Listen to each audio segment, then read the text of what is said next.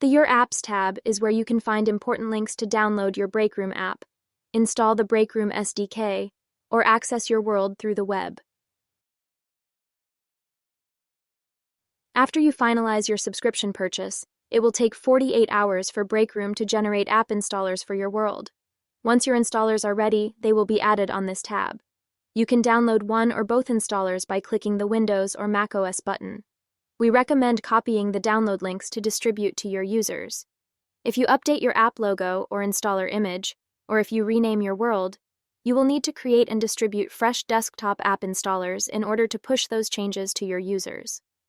To update your desktop application installers, click the Recreate Installers button.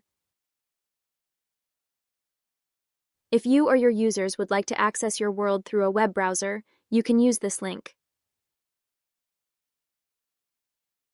The Breakroom SDK comes packaged as a standard Unity package file. To download the SDK, click the Breakroom SDK button and save the file to your local hard drive. You can also copy the download link to share with collaborators who may not have access to the dashboard. That concludes our training. We hope you found it useful. Take care.